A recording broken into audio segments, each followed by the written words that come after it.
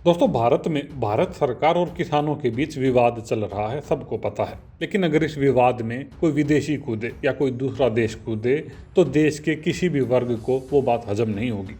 आज हुआ यूं कि रिहाना, जो कि एक बहुत ही बड़ी अमेरिकी सिंगर हैं, उन्होंने इस कृषि विवाद पर ट्वीट किया। ट्वीट में उन्होंने लिखा कि इस कृषि विवाद पर कोई बात क्यों नहीं कर रहा है। अब दोस्तों, रिहाना का ट्वीट पढ़ते ही कंगना रनौत को मौका मिल गया एक और ट्वीट करने का, उनके ट्वीट पर रिप्लाई करने का। कंगना रनौत ने लिखा कि किसान आंदोलन के बारे में इसलिए बात नहीं हो रही क्योंकि वो किसान हैं ही नहीं, वो ऐसे आतंकी हैं जो भारत को विभाजित करने के प्रयास में लगे हुए हैं।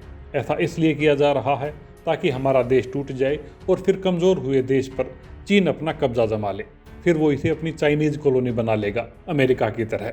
साथ ही कंगना ने रिहाना को मूर्ख बोलते हुए लिखा कि ओ मूर्ख, चुपचाप बैठ जा, हम तुम नकली लोगों की तरह अपने देश को नहीं बेच सकते। दोस्तों, कंगना यहीं नहीं रुकी। कंगना ने रिहाना को पोर्न स्टार तक कह डाला और कहा कि रिहाना सुनिधि चौहान और नेहा कक्कड़ जैसी ही एक सिंगर है, बस फर्क इतना ही है कि वह कहीं भी नंगी हो जाती है, कैमरों के सामने अपने शरीर के कोई भी हिस्से दिखाने लग जाती है। कैसे हिस्से दिखाने लग जाती है दोस्तों, यह मैं आपको शब्दों में तो बयान नहीं कर सकता, लेकिन ट्वीट के इन वर्ड्स में आप इनको पढ़ जरूर सकते हैं। दोस्तों, कंगना का यह ट्वीट पढ़कर भारतीय यूजर भी दो धड़ों में बट गए। बहुत सारे यूजर्स का कहना था कि अच्छी बात है, कंगना ने देश का साथ दिया, लेकिन उसे किसानों को किसी भी हालत में आतंकी नहीं कहना चाहिए, यह बहुत गलत है। वहीं बहुत सारे यूजर्स ने कंगना की कुछ भद्दी फोटोज पोस्ट करना शुरू कर दिया। एक यूजर ने तो कंगना रनौत की और दूसरी तरफ गोबर की फोटो शेयर की और फिर पूछा इन दोनों फोटोज में अगर कोई अंतर हो तो बताइए। जवाब में लिखा गया था कि दोनों फोटोज सेम हैं।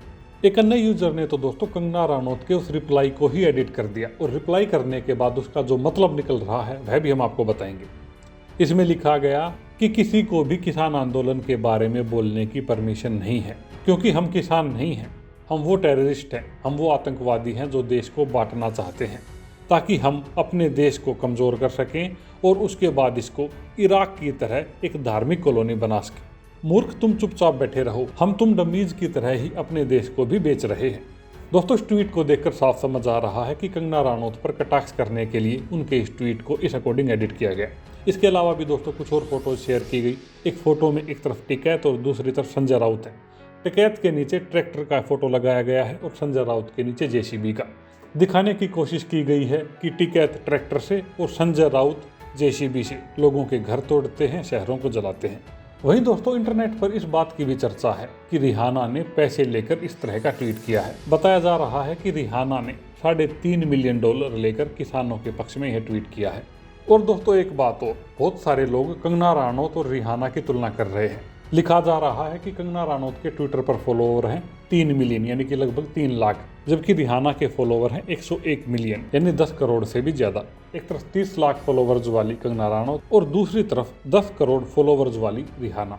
जाहिर सी बात है दोस्तों कि रिहाना की आवाज बहुत ही दूर तक पहुंची होगी कंपैरेटिवली कंगना रनौत की। लेकिन जो भी हो, हम भी इस बात को मानते हैं कि किसी भी विदेशी का हमारे आंतरिक मुद्दों में बोलने का कोई भी हक नहीं है।